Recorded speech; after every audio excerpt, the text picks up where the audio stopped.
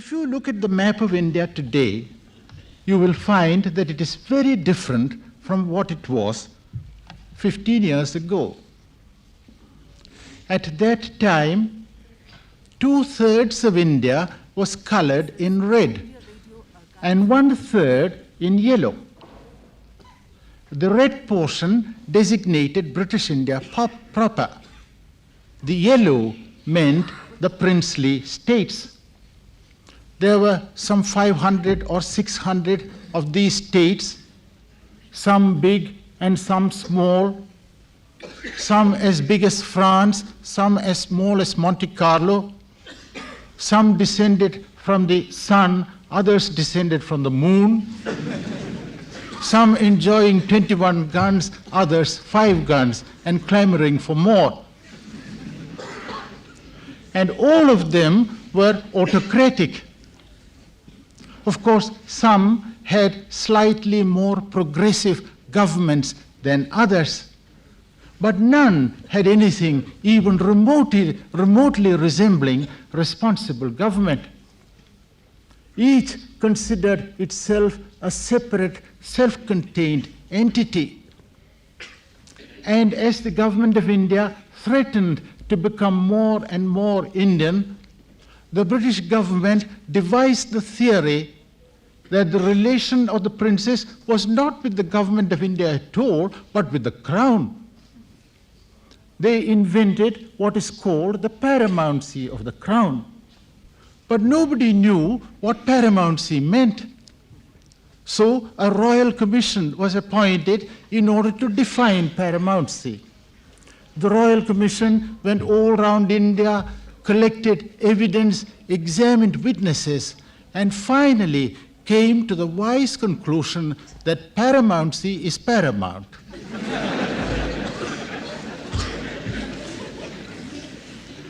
Well, but the paramount power left India, and then they left the princess at the mercy of the government of India. Or perhaps it would be more correct to say they left the government of India at the mercy of the princess. Many of these princes had reactionary advisors, and some of these princes had armies.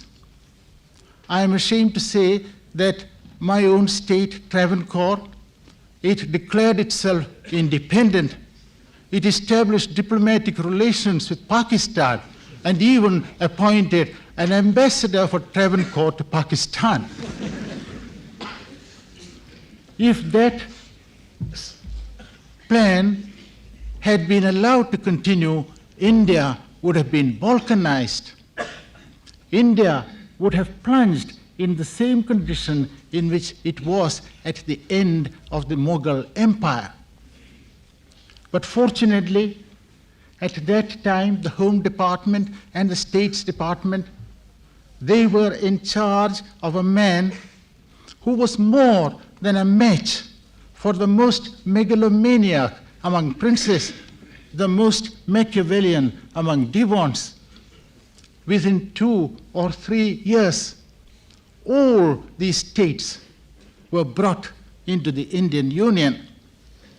And today, India is enjoying a greater administrative unity than it did ever before. Not merely administrative unity, but above and beyond all our communal and sectional and linguistic divisions, a certain political, and one might almost say a spiritual unity, as has been demonstrated by the way in which our people have risen like one man to face the aggression of China.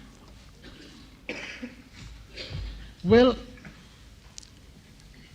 socially, India is very different from what it used to be before. For the young men today, it must be difficult to imagine what India was like at the beginning of this century. it must be difficult for them to think that not long ago, within our own lifetime, almost the entire Hindu community stood by and watched millions of our fellow men being called untouchable or even unapproachable. They, it was believed, were descended from the feet of God, while the Brahmins, the Kshatriyas, and the Vaishyas were descended from the more respectable organs of God, the head, the chest, and the loins. They could not go to many schools and colleges. They could not even walk the roads like the temples which were maintained at public expense. They had to cry, "I am a pariah," lest their shadow should fall on a Brahmin and cause pollution to him. If he refused to do so, the Brahmin could beat him and then go to the nearest tank and have a bath to wash off the pollution. How distant those days seem today. Of course, their position began to improve as a result of Western culture. Above all, Gandhiji befriended them. He even coined a special name for them, Harijans, or children of God. He fought untouchability with his own life. In 1930, when all the reactionary elements of India gathered together at the Round Table Conference of London in 1930, a proposal was made to give separate electorates to the so-called untouchables. Separate electorates had already done untold harm to India. This would have created still another political division. Hindu society would have been vivisected. Untouchability would have been perpetuated, and they would have been shut away from the life-giving influences of Hinduism. Then, as we all know, Gandhiji undertook a fast unto death, and he abandoned it only when an agreement was reached between the Harijans and the caste Hindus, and the British gave up the proposal of having separate electorates for them. I'm happy to think that my own state, Travancore, was the first to take a decisive step in the direction of the abolition of untouchability. In 1927, the young Maharaja of Travancore took courage in both hands and issued a proclamation by which all the temples in the state were thrown open to the Harijans. Recently, the silver jubilee of this event was celebrated appropriately in Kerala, and I was happy to take part in it. We were talking about the depressed classes. Well, in India, there was also another class which was depressed, which was at least legally depressed, which included millions of human beings, which accounted for half the population of India, I mean the women. They were not exactly untouchable.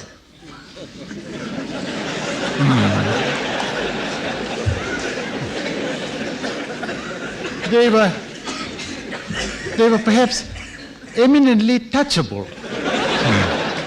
Still, they were used to be relegated to an inferior position. But even in the British days, their position began to improve. Certain statutes, such as the Civil Marriage Act and the Widow Marriage Act, were enacted. In 1927, an age of consent committee was appointed, one of the worst abuses which had crept into Hinduism was child marriage. This committee recommended the fixation of an age of consent, and it was to come into force in October 1929.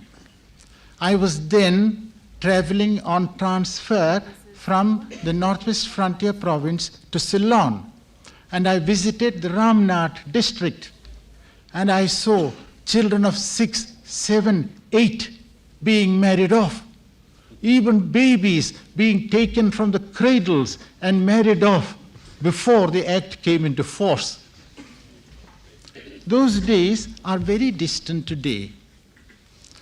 The fact is that the British government, wedded, as I said yesterday, to a policy of non-interference of internal affairs, the attitude of the British government was generally apathetic in respect of social reform. Sometimes they were mildly interested, sometimes they were openly skeptical of the social reformation that was going on in India. But with independence, the government took the lead in promoting social reform, in rooting out many of the immemorial abuses which had crept into society. Now, untouchability has been made a crime. Polygamy has been abolished. Bernard Shaw defined man as a polygamous animal in a monogamous waistcoat. The act may not have changed human nature, but it has at least ensured the appearance of human decency by preventing a man from publicly taking more than one wife. Again, the Hindu law has been revised. As we know, almost ever since the time of Manu, the Hindus used to live under multitudinous laws. Now, these laws have been made uniform. There again, women have gained.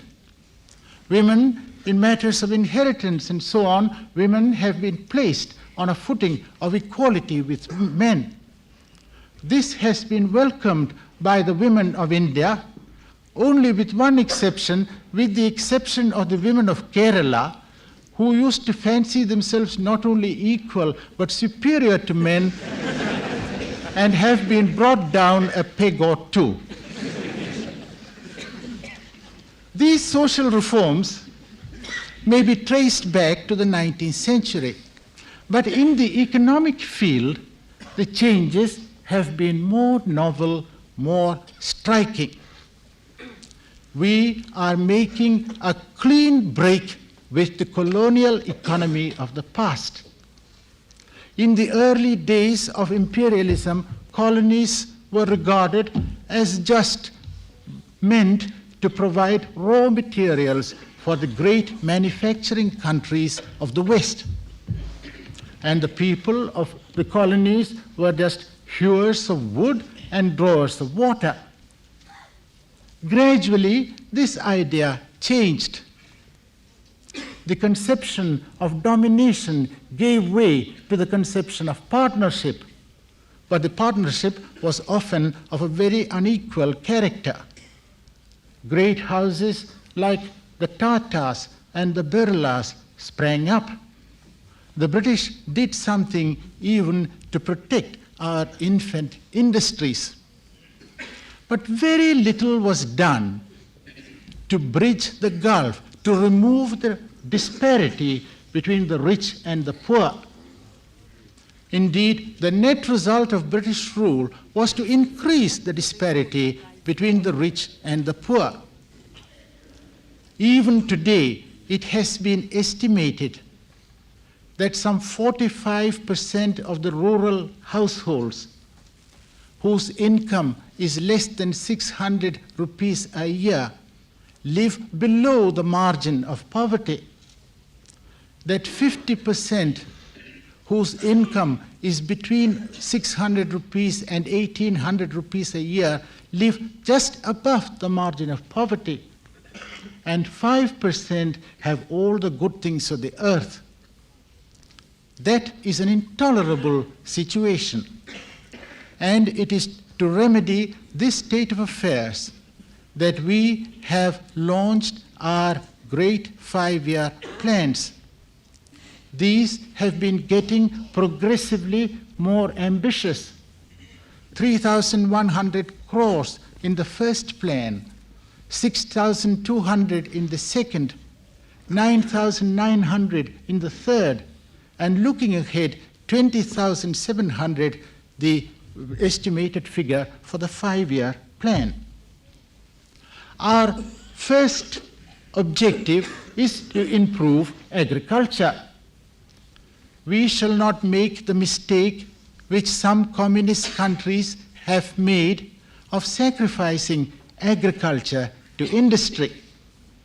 Our immediate objective is to raise the output of food from 70 million tons to 110. But this cannot be done unless we adopt scientific methods of cultivation. Also, cooperation in some form or other. There are some people who shudder at the very sound of the word cooperatives. But there are cooperatives and cooperatives. We have no intention of herding our farmers into communes on the Chinese model. We have no intention of forcing them even to become collective farmers. Even the Chinese are beginning to realize that the communes have not been much of a success. In fact, they have receded a little from the communes, though that might be just another example of their proverb, 2 steps forward, 1 step back, which we have seen in operation on our own frontier. The formation of collective farms in Russia was a drastic operation. It was carried out by Stalin as a military operation. Any village that refused to adopt the collective farming was surrounded by machine guns, and the population was bodily transported to Siberia or to Kazakhstan. The result is that 30 years after the revolution, the peasants in their anger broke their agricultural implements and killed their cows, with the result that 30 years after the collectivization, after the revolution, the number of cattle in Russia was less than before the revolution. Mr. Khrushchev, the realist that he is, has recognized that the farmers, like any other human being, must have incentives to produce, and his policy has been very different. But it is important that our people should adopt at least service cooperatives, and our objective might perhaps be defined as individual farming on a cooperative scale. This is the more necessary because our population has been increasing. Our married couples have been more venturesome than our statisticians.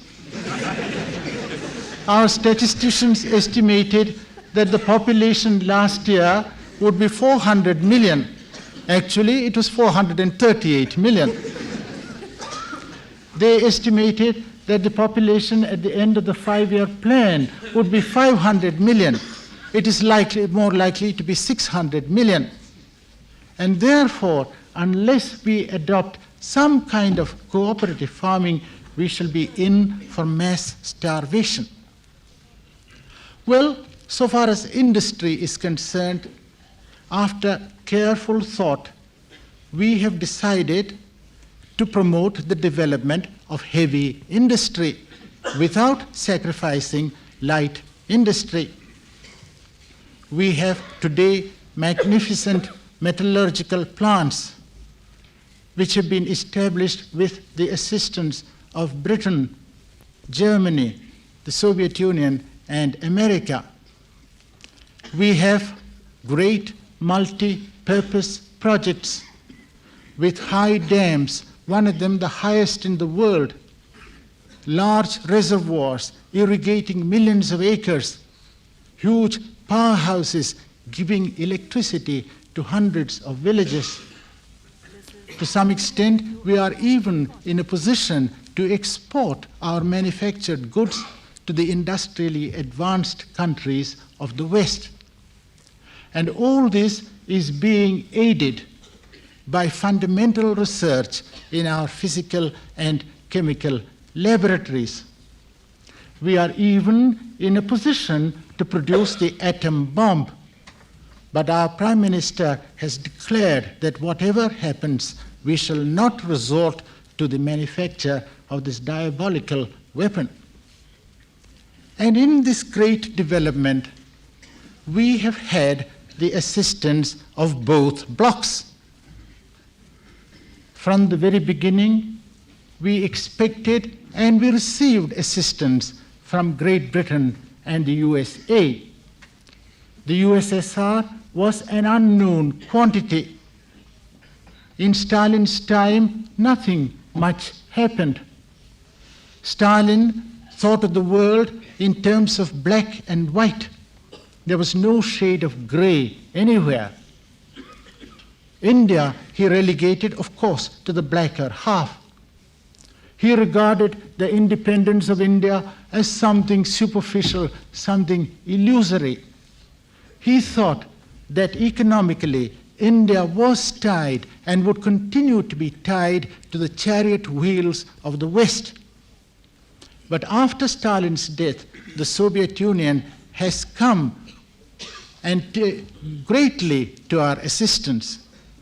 And she is taking a very important part in our 5-year plans. And her assistance has been directed precisely to those spheres where we need assistance most.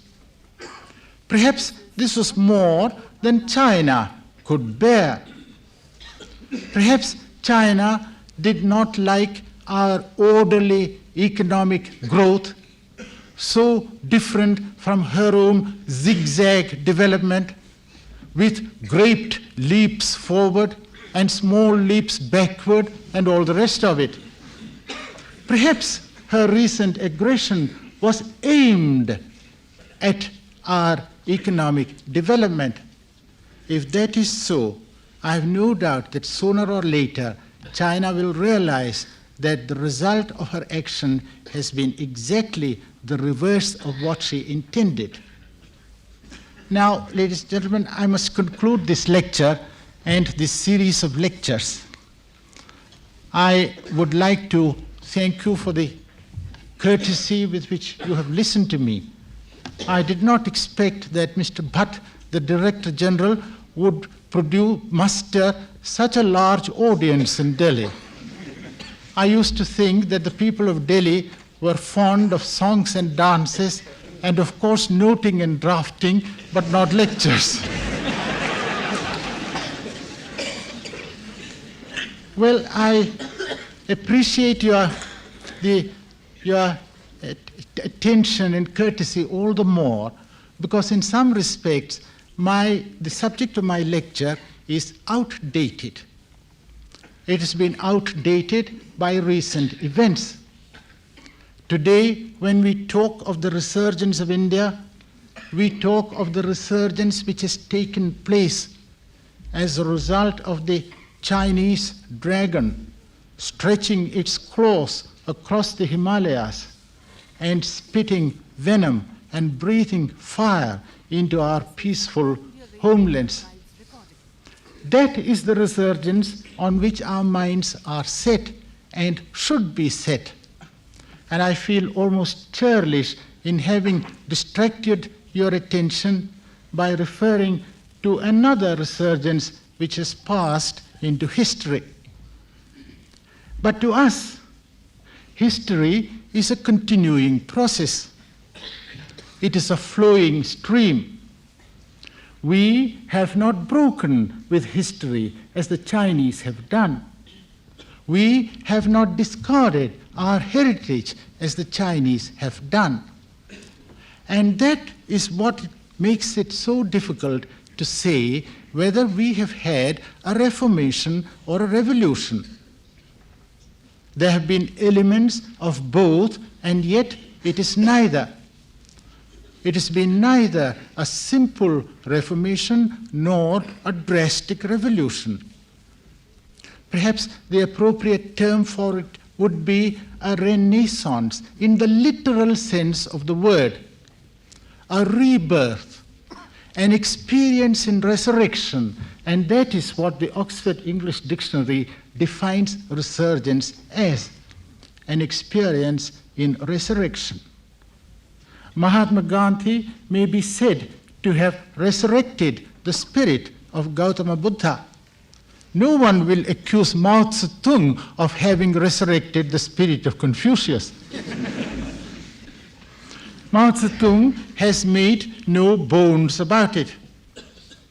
China's 600 million people, he wrote, said, China's 600 million people are first of all poor and secondly blank.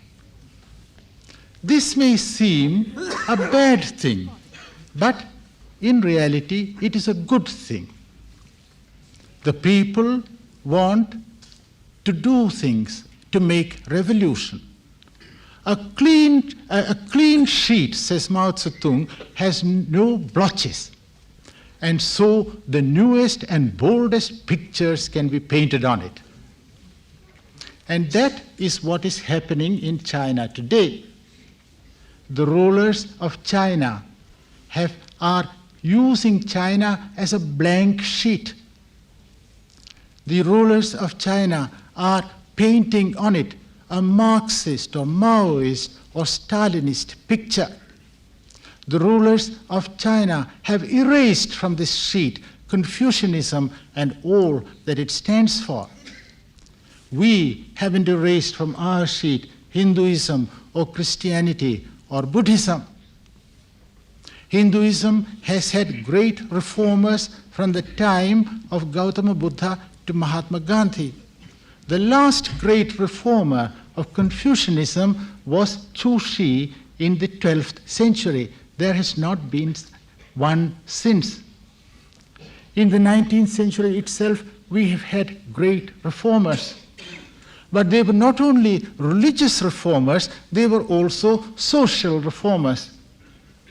Swami Vivekananda, one of the greatest of them, said, I have no use for a religion which will not wipe out the tears from a widow's eyes or bring a loaf of bread to an orphan's mouth.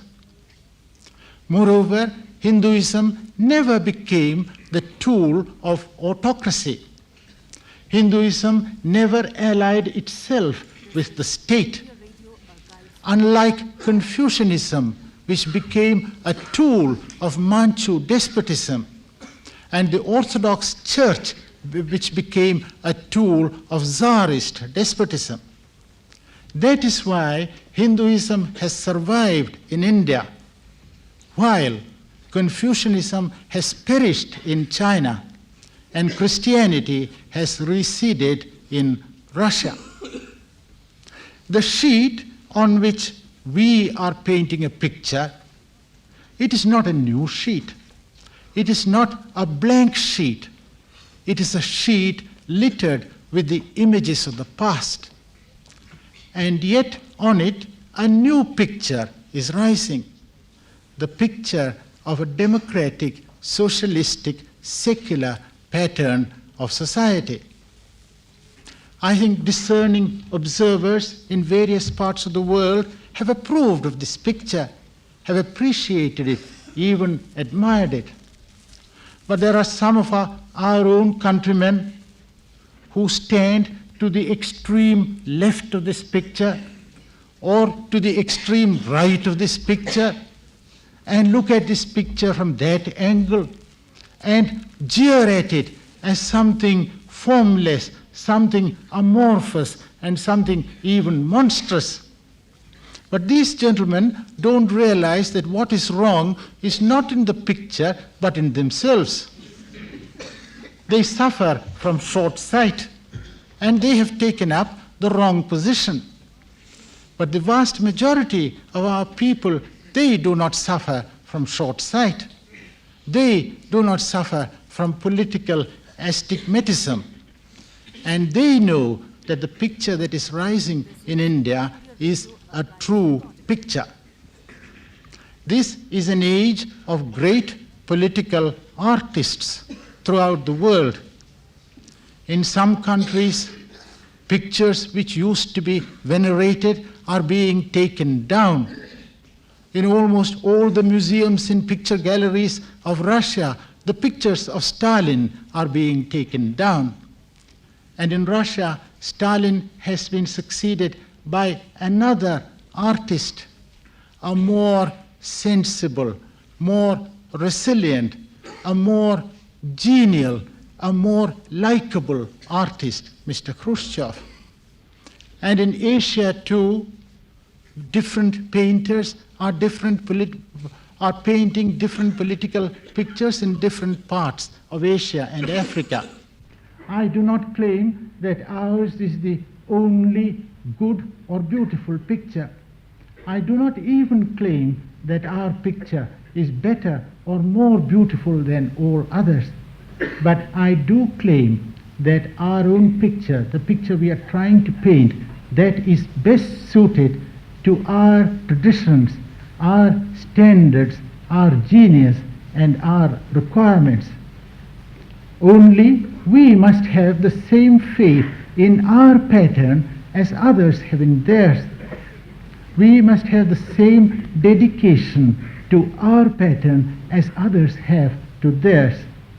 If we do so, I have no doubt that the pattern that is rising in India, the pattern of a secular, democratic and socialistic society, it will be found to be most enduring.